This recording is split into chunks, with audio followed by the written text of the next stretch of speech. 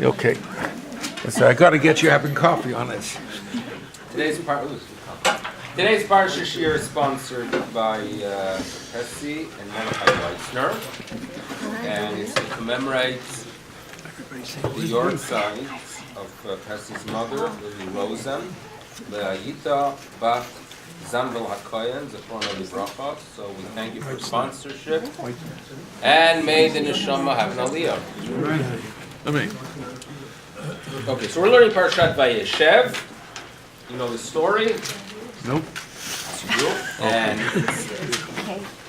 it is one where we have the children of Yaakov, and you have Yosef viewing himself as having a unique and special role.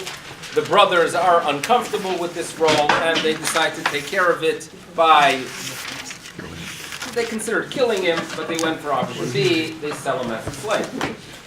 In the middle of the Parsha, we have the story of Yehuda, and this very significant individual for the future of our people is producing offspring in a little bit of with odd circumstances. But nevertheless, we have the result, that chapter, that section in the middle of the portion. We're on page 198. That section in the middle of the portion does end with the offspring that really bring about the future of our people, the future of leadership. The last section of the portion deals with Yosef in Egypt, where his qualities, his abilities, his fear of God, his relationship to God, really lead him to a very significant position, which we're going to read about next week. Now, the beginning of the portion is always a difficult one to read, because we are dealing here with hatred, pure hatred, jealousy, sinah, kina, all these traits that we would hope are very un-Jewish, but unfortunately are very Jewish. And the commentators note that this period of time, when Yaakov and his family are in the land of Israel after an exile and before an exile, the family of the Israelites are in the land of Israel after returning from the north, from the household of Lavan, and they are before another exile to Egypt. It really symbolizes and is establishing the pattern for the Second Temple period. Unfortunately, what brought about the destruction of our people was sinat chinam. So here we have the story of the children of Yaakov. There's a perspective of Yosef, how he viewed the situation, and then how the brothers viewed the situation, and it was very, very different. So there's a story in the 19th century, early 19th century. There's a little town called Volozhin, and in Volozhin, Poland, bordering in a region not far from Lithuania, we have Reb Chaim, who establishes the Volozhin Yeshiva in 1802, 1803, and it becomes what they call the father of the modern-day yeshiva, where it's no longer the local rabbi studying with a few students who have great potential, but rather he is attracting students from a distance, even though at the time he did serve as rabbi of the community, but it was really establishing this pattern and this concept of a rabbinic institution that is detached from town. In other words, it is not the rabbi dealing with contemporary issues and sharing with his students these contemporary struggles, but a detachment from the world, which created the modern-day yeshiva with its incredible benefits and for what it has done for the people of Israel, and also with the challenges that are the result when you have people sitting detached from interacting with society. Now, after his passing, after Chaim Volozhin's passing in the 1820s, his son, Yitzchak, took over. After his passing, there was no son, but rather there were son-in-laws and some other parties, and they had a level of challenge of determining who's going to lead that yeshiva. So they establish two heads for the yeshiva. Never works. Almost never works. Very few times in history can you have an organization run by here is one of the unique situations where we have two presidents, right? But when it comes to yeshivas, this is not, it's not going to work well because people are different. There are different outlooks, different philosophies, different perspectives. Where do we focus on things? What style of learning do you want to develop? What is the image of the final product? So the two heads of the yeshiva were great people. One of them was Rabbi Naftali Tzvi Yehuda Berlin, known as the Netziv of Volozhin, who really led the yeshiva for the last few decades of that institution. And the other one was a rabbi by the name of Rabbi Yosef Dov Halevi Soloveitchik.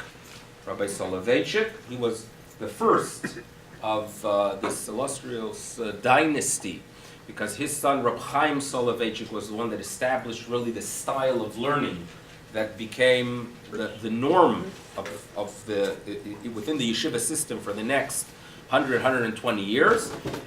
And they moved to this, eventually the family moved to the city of Brisk. You've heard of the Brisk authority, the Brisk way of thinking.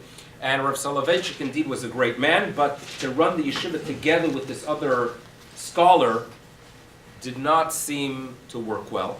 And they had what is known as a machloikas, a disagreement. And great rabbis made their way, this is occurring around 1853, great rabbis are making their way to town, to Volozhin, to work out some kind of compromise, some kind of system where perhaps it could work. Each one's in charge of another area within the institution itself. So there's a legend that a rabbi came to Volozhin, and he wanted to address the whole yeshiva regarding the issue. And he gets up in front of the yeshiva and he claps on the stender and he declares, "Yes, now we're dealing with Parshas Vayeishev." That's what he said. And then he sat down. He sat down and he stopped his lecture. Vayeishev, he sat down. So obviously the proper effect was there. People were waiting for what exactly is he talking about, like what kind of message is that. Then he gets back up and he said the following: up until this point, says this guest rabbi, up until this point, when I open a chumash, I am able to find the good guy and the bad guy. Up until this point, up until this week's Parshas Vayeishev, I could go ahead and look at the text and see the fact that we have a good person, a Noach, and we have a Nimrod, right? We have an Avraham, and we go ahead and we deal with an Avimelech, meaning the good and the bad. You have Yitzchak, you have Ishmael, you have a Yaakov, you have an Esav. There was clarity up until this point, the good party and the bad party. But now suddenly I come to Parshas Vayeishev, and I look at this very significant fight that is occurring in the Parsha. We find Yosef, who is eventually labeled Yosef HaTzadik, a very righteous individual, one that will guide and inspire the people of Israel for generations. We have on the other side the tribes of Israel, and they were clearly righteous. Their names are engraved on the breastplate of the high priest, indicating that there's something very significant about them. So in this week's Parsha, if you ask me to take sides, I can't do it. And therefore I feel I have to just sit down. And therefore it's Parashat Vayeishev. And he sat down again to make his point. Now obviously he was referring to the fact that we have indeed here in Volozhin in 1853 a dispute between these great rabbis, but they are indeed great rabbis. It's not like we are pointing at one of them and claiming that he is wrong in this dispute. They both have greatness to them, and they each one have their own outlook. Eventually, by the way, right? So this is the story, and that's how it relates to the Parsha. You want to know the rest of the story, that Rabbi Soloveitchik moved away. He sensed that this is not going to work, and he moved away to the city of Brisk, and he had over there his own smaller rabbinic institution, but he established a dynasty that is quite significant. You know, Rebbetzin Marcus is indeed a descendant of the Soloveitchiks, but she's also a descendant of the Netziv, because the granddaughter of Rabbi Naftali Tzvi Yehuda Berlin married the son of Rabbi Soloveitchik. Just an indication that this was not this traditional mudslinging war, but rather this was a dispute of two people that were very strong, but after all they were righteous people, and they saw. And the younger Reb Chaim Soloveitchik in his 20s joined the yeshiva in the late 1880s, where his father was not able to function as a Rosh Yeshiva together with Rabbi Naftali Tzvi Yehuda Berlin. The son was able. So it was the Reb Chaim Soloveitchik and his wife's grandfather who led the yeshiva together. So one of them was a charismatic, brilliant young man in his 20s, and he had a very different style than his wife's grandfather, but that seemed to operate, a younger person in his 20s and a person in his late 70s, they seemed to be operating well. There are some good stories about that period of time as well, but that was the result of that yeshiva. So this is Parashat Vayeishev. Now this story and this approach is basically telling you here, listen, we have here righteous people, Yosef, his brothers, and they were on a high spiritual level. And as a result of that, yes, they had a dispute, but we're not going to focus on it so much because let's remember that they are righteous. And there's a school that takes that approach. There's another school. And the other school is that if the Torah shares with us the information, if there is so much rabbinic literature about their dispute, their argument, their fight, and their machloket, so obviously the rabbis and the Torah itself wants us to be aware of it, to understand it, and actually learn from it, that there's information we could go ahead by placing the magnifying glass on those flaws, meaning they were people, and they were people with flaws. And due to the fact that they were people with flaws, and this text spells out that there were some issues there, the Torah wants to teach us about our tendencies, what we humans are about. We're very complex beings. I don't know if you're aware of it, but if you usually don't see it in the mirror, but if you look at others, right, you notice that human beings are very, very complex, right? We have some significant issues. What Torah wants us to do is to work on those traits, to become better, to figure them out, to understand them. How do we understand them? We take these personalities and we respect them. At the same time, we are comfortable to say there's a flaw there. Let's understand that flaw because it is within human nature. And by understanding it, we can find it within ourselves, and clearly much easier to find it by others. And then we can go ahead and work on improvement. This is the approach that is taken by what we call the Ba'alei Musar, the people that want you to focus on self-development. If you focus too much on that, you drive yourself crazy, which is a different issue. But the point of let's analyze them as people is something that is very useful. And that's what we're going to try to do a little bit today, to understand the dispute between them and what is occurring here. So, in the beginning of the Parsha, Vayeishev Yaakov be'eretz megurei aviv. Page 198, Yaakov settles in the land where his father was a megurei, sojourn, meaning the father, Yitzchak, was gar ba'aretz. He was gar, which does not indicate permanence. Yitzchak seemed to have an understanding that this is not a long-term existence because there was information communicated to his dad, Avraham, that an exile is going to take place. So for Yitzchak, it's a makom shani garbo, megurei. On the other hand, Yaakov was Vayeishev. Yaakov seeked permanence. We're back. I'm home. I went through an exile. Yes, there was some kind of prediction. There was a prophecy. God communicated to Grandpa that we're going to have to make this journey to a foreign land. But guess what? I did it. It's done. Vayeishev Yaakov be'eretz megurei aviv, in the land of Canaan. And if you want to know what the chronicles of Yaakov are about in verse 2, well, there's one person you have to look at, and that is Yosef. The rest of his life is all going to be about Yosef. And perhaps the mistakes he made with dealing with young Yosef. Because Yosef, the Torah tells us his age, Ben Shavas Shnai, was 17. Dad is going to see him as a leader. Dad is going to see him, Yaakov is going to see him as the one that is going to bring things together.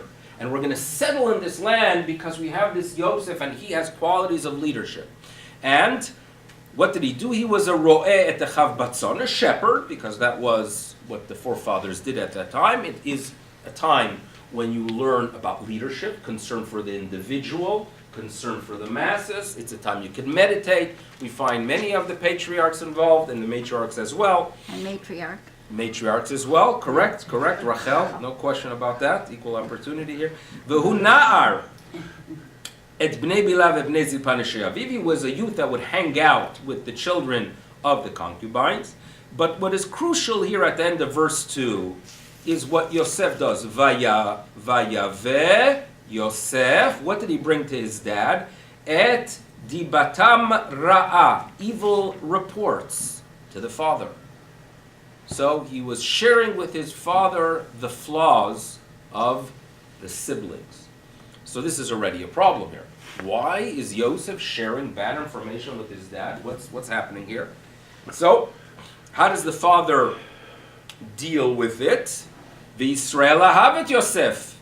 And Israel, and you realize here we switched to Israel, an indication that this is not just the love of a father of a son, but he saw something greater. This is Yaakov that knew that one day he's going to turn into Israel. When at one time he's Yaakov, which talks about Akov, things that are crooked, things that are not straight. Eventually it's going to be Yashar. Eventually things will be straight. Symbolizing some great era waiting for us. It seems to be that Yaakov, as a Israel, meaning when he was looking ahead to the future, he said, this Yosef is going to play a role in our future. Mikol banav, ki ben skunim mula. He's a ben skunim. He was the wise one. That's a translation that goes back to Onkelos, and he made him this garment, this fine woolen tunic garment that he got him not on a Black Friday sale, but one that he made for him, an indication that he has a specific role. And here we go. The trouble continues, and this should be very uncomfortable to read. Vayru echav, the brothers saw on page 200, ki oto ahava v'yem mikol echav, that he was loved. So what happens? First, this is a brother that is sharing the negative about his brothers, and then they see that the father favors him. So obviously, vayisneu oto v'lo yachru dabro l'shalom. They cannot have a peaceful conversation because there's hatred. Next problem. Now we're just building on the problems here, because he has dreams. He has dreams in verse 5. And then he decides to share these dreams. And these dreams, as they appear in verse 7, have to do with sheaves in the field, have to do with wheat, have to do with food, have to do with sustenance. And Yosef is indicating that your bundles, the bundles in the dream that symbolize you, that represent you, are bowing to me. I will take that role of taking care of your basic physical needs, indicating he viewed himself as the leader, the future leader, perhaps the present leader, or turning to his brothers and saying, you guys, you've got to accept the fact that I am the one to lead. Now, what does a leader do, right? What does a mayor do? And obviously there are things a mayor has to do that are symbolic, right? If they're opening up a new center or something, he's going to show up there, he's going to cut the ribbon, he's going to be at a parade. He has to do those things. Those are symbolic, and it's good for re-election. But when you're talking about tachlis, what would you want your mayor to, yes, be focusing on, right? Pave the roads, right? Enough with the potholes that we are dealing with. Be sure there's enough salt for the storms that are perhaps coming this winter. And taking care of basic needs that people could eat, right? People have food. People could afford food. People could be sustained.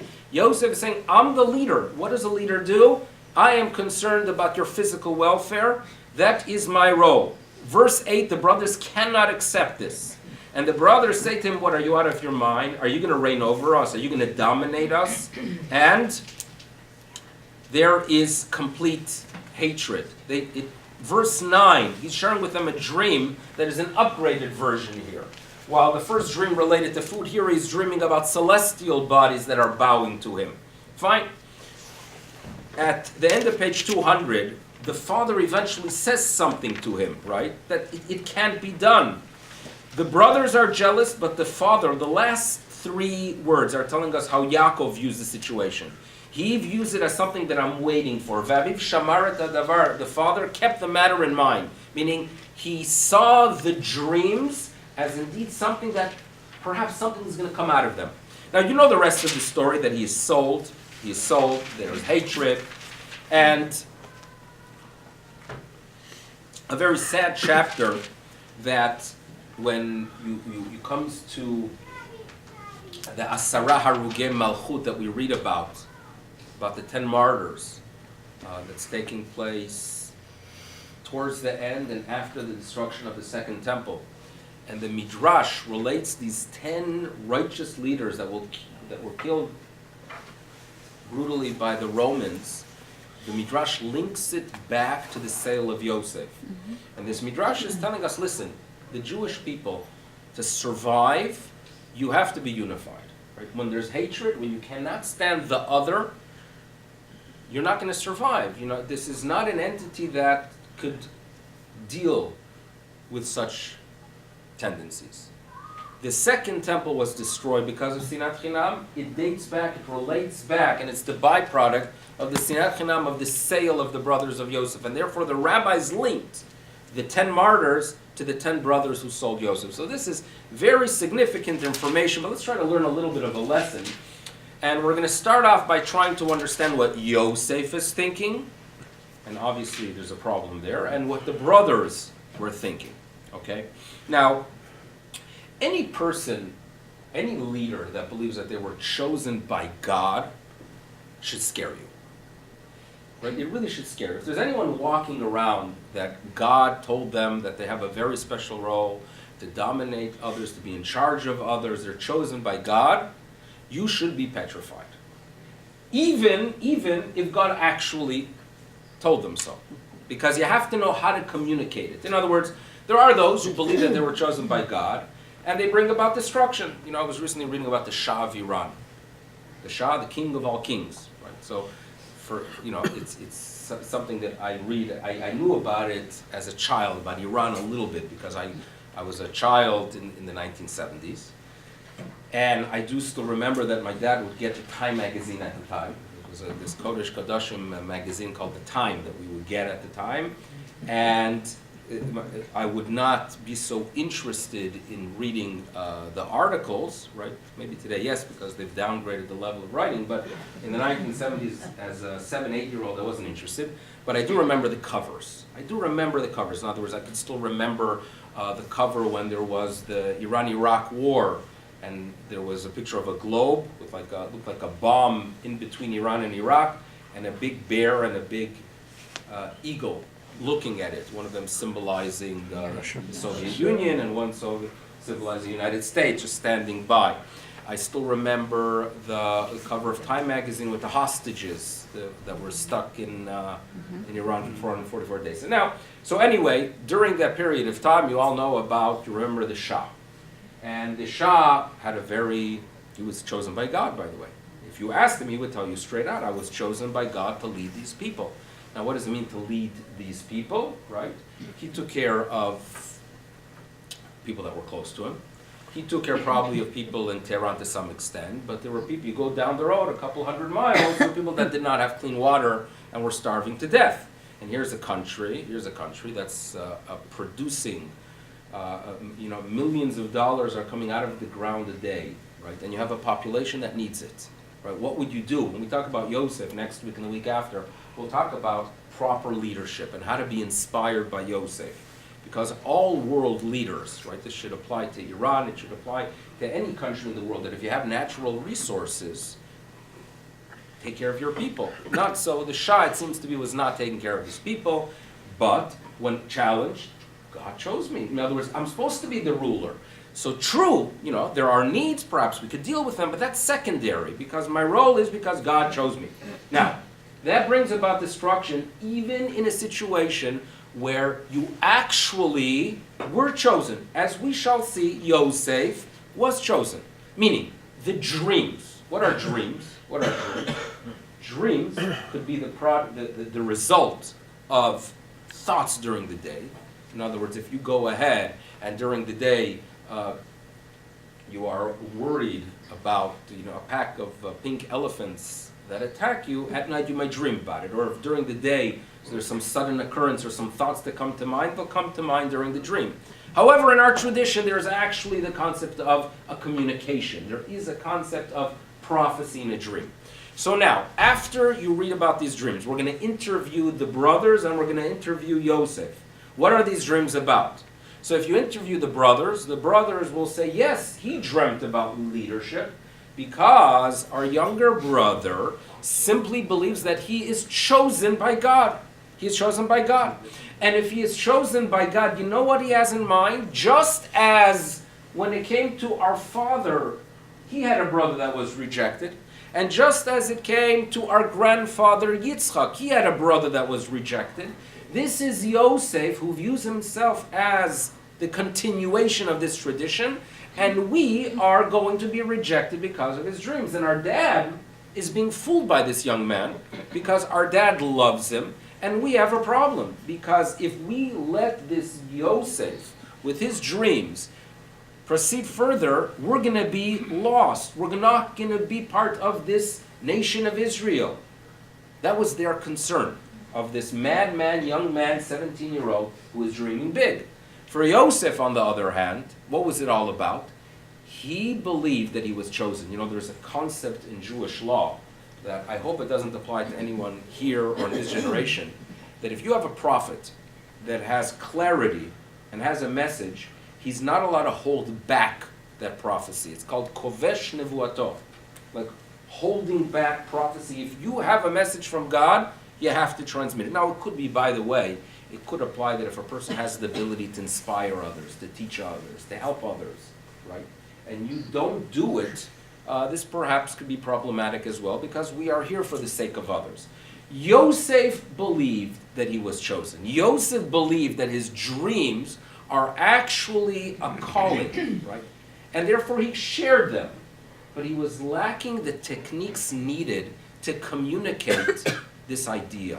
You know, sometimes you find people who are religious, are deeply religious, right? Very frum people. And they do believe in Torah. And they believe that there are values that the Jewish people should indeed follow.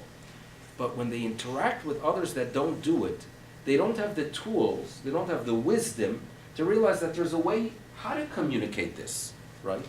Because if you go ahead and you take a secular Jew and you communicate this idea of a religion, of kashrut, of Shabbat, of the Chagim, and you don't do it in the proper way, they look at you like you are from an ancient period, following some ancient practices, and you're ganz meshuga. That's how they view you. You have to have the proper techniques. I remember a story of someone I know who was a Baal Tshuva, and the mother had to deal with the fact that the son went a little bit, off the deep end. So the son invites the mother for Shabbat. And the mother is sitting there trying to figure out how to deal with this madness. And then after, finally they sit down, and he makes kiddush, and she's waiting to eat already. And he says, nope, now we got to go ahead and back to the kitchen. She says, back to the kitchen? He says, yep, back to the kitchen. We have to do what's known as washing our hands. She said, my hands are clean. There's no need. Believe. She said, no, there's something called netilat yadayim. We're going to go ahead and do it. So the mother is schlepped into the kitchen, and eventually she washes her hands. And then the son says, no, that's not good enough. You're going to have to say the bracha with me. Baruch. The mother never spoke Hebrew. Baruch. Ata, Hashem. And Asher, Kiddishanu. And she's already going Mishur. B'mitzvotav. V'tzivanu. Al. And she says, Al. Netilat. Yadayim. And she calls out, I'm dying. That was it, right? So, you have an issue. You have a belief, right? You have indeed communication from above. You have to use seichel how to communicate it. And this is the area where Yosef, unfortunately, is lacking. He is lacking in that area. He's still a nar. He's still young. He has these visions. He has these dreams. Now, the brothers, we understand where they're coming from, and we understand where indeed he is coming from. Thus, this brought about the destruction, really, of our issues. Now, I mentioned that the first dream related to food. Let's look at the second dream again. The second dream, what was the second dream? About the celestial bodies. Okay, so that's on page 200, verse 9.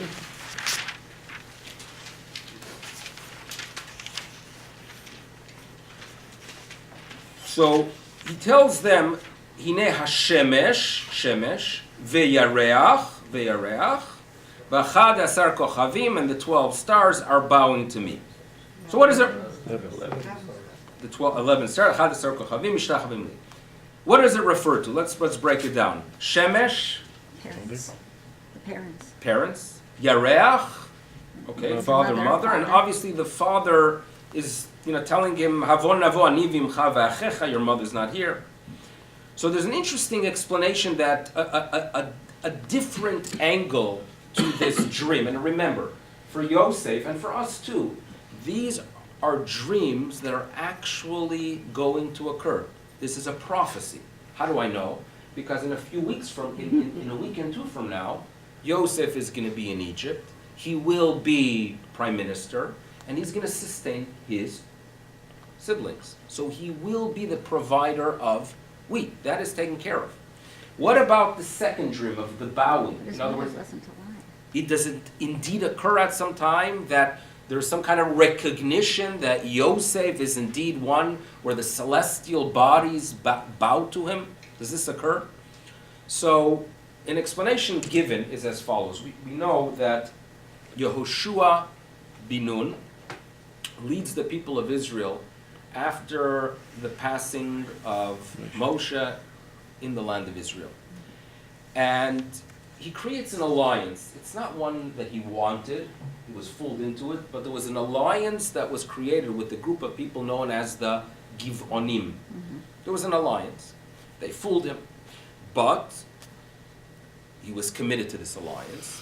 And as soon as you have a treaty with the local, the others, meaning the others who don't want you to be there, they're going to go ahead and attack those who have the alliance with. In other words, the Givonim are suddenly going to be a target because of their connection to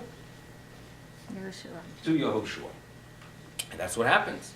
So there's 5 nations, that 5 groups of people within the land of Israel. The king of Yerushalayim, the king of Hebron, the king of Lachish, and 2 others. They actually join and they attack the Givonites. And the Givonites communicate with Yeshua, listen here, they're not attacking us because of what we stand for. They are attacking us because of what you stand for. You have to defend. And therefore, we find in the book of Yeshua, in the 10th chapter, that indeed Yehoshua attacks these very significant armies, and a ness occurs, a miracle occurs, there's stones that come down from heaven, and he succeeded. And this success was so great that from that point on there was fear. In other words, that was like the turning point, that the land of Israel became the land of the Jewish people because of this battle of Yehoshua. To describe this incredible event, there is a verse in the book of Yehoshua that tells us that during this battle, Shemesh, you've heard this line, Shemesh begivon dom, the sun stood still over Givon, and so too the moon, ve'yareach be'emek ayalon, and so too the moon. Celestial bodies stood still. Now what does that mean exactly? So the basic explanation given by many is that indeed the natural cycle of the moon, the sun stopped during that day. There are those commentators like Rabbi Levi ben Gershon, known as the Ralbag, that tells us that when the Jewish people go to battle and God is with them, they succeed in a very short time. And when you read about a supernatural miracle and it's not necessary, don't take it literally, but just like saying, when a person, imagine you go to you take a course and it's a very, very boring course. And you look at the clock, right, and the clock says 10:49, and then you go ahead and you look around and then you feel it's a good 25 minutes later, and the next time you look it's 10:50, right? It's as if the time Sits still, right? You feel it sometimes. I don't know. I can think of other examples of moments that it takes along the drosha or something. You feel that you've been there forever, but it was basically a minute. So when things, for the people of Israel, HaKadosh Baruch Hu causes things to happen very, very fast. So therefore the Ralbag notes that it's not that the sun stood still, but rather it occurred that the events turned so fast because HaKadosh Baruch Hu wanted everyone to realize that these are my people in my home and the land is given to them. Therefore, the description was metaphorically as if Shemesh begivon dom. This is what you think about the 6-day war, by the way, right? 6 days, or you think about the first 3 hours of the 6-day war, right? Where the head of the Israeli armed forces getting up and saying, within 3 hours, well, actually, it was 2 hours and 58 minutes. In other words, that they describe that within 3 hours, they wipe out the most powerful Air Force in the whole Middle East, right? That got the greatest jets from the Egyptians. You think about 3 hours, the whole power, and it took a good 20 years right? For the Egyptians to reach that point, 3 hours it turns around. Shemesh begivon, that's how the Ralbag understands it. Now, this event occurred 11 generations after the events we are reading about now. In other words, if you count the generations from Yosef down to Yehoshua, you have 11 generations. So what happened 11 generations afterwards? The celestial bodies indicate and show that Yehoshua, a descendant of Yosef, has a role of leadership. So that is another reading of this text. So suddenly, Vihine, what is he telling them? I have a vision. I have a vision that I, or a descendant of mine, is actually going to be a leader and will be the one where humanity will recognize, you know what, the God of Israel has given the people of Israel the home of Israel, and that is step number one for our establishment as a nation. Hashemesh vehayareach. Shemesh begivon dom, yareach bemekalon. And when will that happen? Echad asar kochavim, after the 10 stars symbolizing the 11 stars symbolizing the 11 generations, that is when it is going to occur. It's an interesting insight. I want to focus on one more thing. You know, the idea of dealing with a father for leaders seems to be very significant. In other words, trying, if let's say the dad was a dictator, right, and you take over and you are the dictator today, there's a lot of internal focus on, I'm not as good as my dad, right? In any industry probably does exist. If anyone was an industry that is precisely like a parent and you're trying to be like that parent, right? So the result is going to be that you're going to always have that struggle. Am I as good as my father or not? This is something that, at least I'm told about, that it does exist, right? So when you read about, for example, you know, I was reading at some point about, I don't know why I'm sharing about Assad. You know Assad, the son of Hafez Assad, that's currently in Syria, right? Very modern, supposedly, right? In other words, very modern. You know, he also killed millions of people. But anyway, so they mentioned the fact how earlier in his career there was like a rebellion from Lebanon, meaning the Syrians controlled Lebanon. So they had this Hariri that wanted to go ahead and push them out, and he struggled with the issue. In other words, deep down, perhaps he felt, you know what, maybe we should just get out of there, let them run their own country.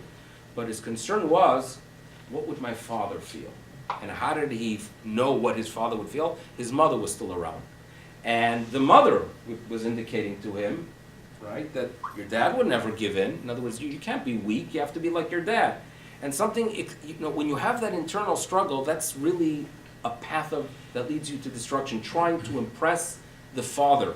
Yosef has that a little bit. Lahavdil, God forbid, I don't want anyone to say that there's a comparison, but the idea of sharing with his father the flaws of the siblings. What was he trying to accomplish there? So perhaps a little bit was feeling that he is the leader, he has to tell his dad that they need to improve. But it could be, again, a little bit of trying to establish himself as the good one, right? That it could be the issue there. But I mention that because in the second half of the parsha, you find the mature Yosef. The mature Yosef, according to rabbinic tradition, when he was really in a moment of challenge, when he was tempted by the wife of Potiphar. And this is a moment when he is alone, and this is a moment when there's temptation. And the rabbis tell us that he looked at a window and he saw a reflection of himself, but he really saw his father. And trying to be like his father, and that giving him the strength to overcome temptation, that is when he is suddenly the successful Yosef. In other words, when your relationship to the father is, I want to be like him, right? There's problems there. You have to be yourself.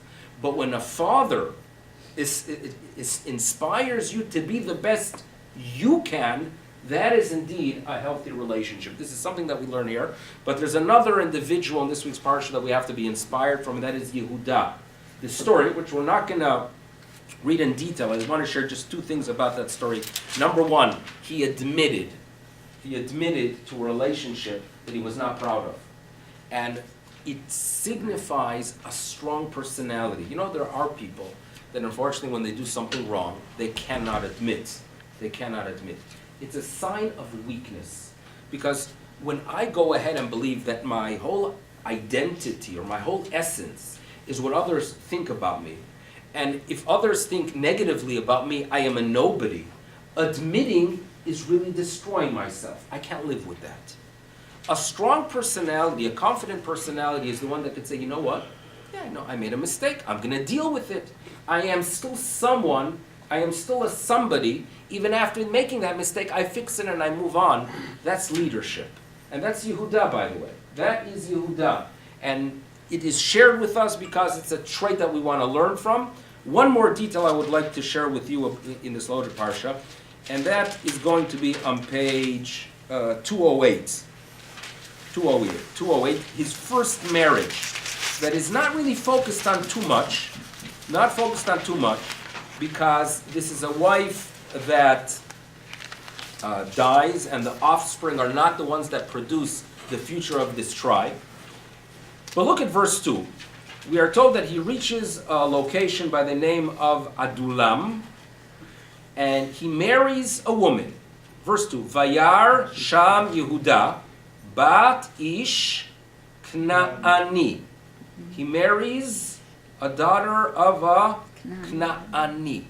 So what would that mean, Knaani, literally, before you're looking? What would you say? From Canaan, Canaanite. From Canaan? Okay, now look at your English translation right now. And how do they present it? Prominent A man. merchant. Knaani, merchant. So do you do you accept it? Can it be? So what was that? Oh, very good. Eshet Chayil. We are told in Eshet Chayil that the wife, right? The wife, it's either a mashal tesara or a woman of valor. That she goes chagor natzna, that she makes something, and she gave it to someone who's going to sell it for her. The chagor natzna naknani. So it is a merchant. Fine. Now other commentators say, well, actually it was a real Knaani. Fine. But my question is, why is it that merchants are called Knaanim? Or why are Knaanim called merchants? In other words, the term Knaan always relates to this nation that were very destructive, that were lacking values. HaKadosh Baruch Hu places them in the land of Israel, but it was temporarily because he wants to give it to the people of Israel. So why specifically are they considered merchants? So, the most basic explanation would be, is that the land of Canaan originates by the coast. If you live by the coast, right, what is the industry that keeps you alive? Trade. So they were merchants. They were called the land of the Knaani because Knaani could be in some ancient language, could be in original Hebrew. Knaani related to merchant. It was the land of merchants. That's perhaps. Now, there's another explanation, and that is, the story of the Litvak at the Hasidic Tish. There's a lot of stories about it, but the story is more that there's this Hasidic Tish that you have a Rebbe, and that you have, you're looking at me, you have to be careful, hundreds of Chassidim standing there.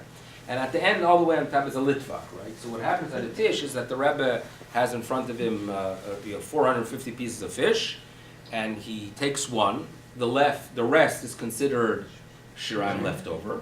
And if you're a chassid, there's a benefit of eating from it. So what they do is they pass it from person to person. So in the past, I don't know about now, I haven't been there recently, they would sometimes pass it from person to person, the piece of a fish. So they pass the piece of fish to one chassid, and he passes it and it's supposed to make its way all the way to the top, right? So one chassid gets it, it gets to the top. Who's the final person to get all? The litvak. What does he do with it? He throws it away, right? That's it. So that's the story of the Litvak at the Hasidic Tish. Now, the importance of, we always talk about transmitting Jewish values. We talk about it so much, right? 100 years from now, what kind of Judaism is going to exist? But what we have to remember is that we are not just transmitters, we are people that have to live it as well. In other words, we believe in Jewish education. So what? That our children should have enough knowledge, or the next generation should have enough knowledge to teach that next generation. But that's not enough. We have to live a Jewish life as well, right? We have to study ourselves. We have to improve ourselves. We cannot be just merchants. Now, the land of Israel is not just the land where we have concern that in 70 years from now, the Jewish people are there. It is a land that we have to be there and understand and appreciate that there's great value in working and developing and building that land today. We are accomplishing things today, right? Sometimes a focus about tomorrow. We humans, right? Again, what do we do often? We're thinking and worrying about tomorrow. And tomorrow, what are we going to worry about? The next day. The next day. When are we ever thinking about what we can achieve or we are achieving right now? And especially in the land of Israel, living there, being there, right? Doing for the land, doing for our people. There is value in the today. And when HaKadosh Baruch Hu says, you know what, you're going to get the land of Israel, right? Don't be a Knaani. Don't be a merchant. What does a merchant do? They could buy this magnificent merchandise, right? There are people that on Black Friday and Cyber Monday and Identity Theft Tuesday, what do? That they go ahead and they buy a tremendous amount of goods, but what do they do with it? It's not for themselves, it is to sell to others. The merchant is only thinking about having it for the sake of who it will be transferred to. Don't be a merchant in the land of Israel. Don't be a merchant when you are related to Jewish tradition, to Jewish texts and Jewish living. Live it now as well. Don't be the Knaani. This is what the message seems to be. So point here is, I mentioned Knaani, it could be a merchant, it could be an actual Knaani, and according to some, that's why things did not go the way they should for Yehuda. But the message of living it today as well, appreciating today, living the day. And when HaKadosh Baruch Hu says to us, this is a nation that does not belong in the land of Israel, we're told it's the nation of those who do not sense that there's value in what they are holding and only think of passing it on to the next generation. And, that is the message of today. I do thank you for coming, and I thank our sponsors, and we see you, Bezrat Hashem, next week. Oh, yeah.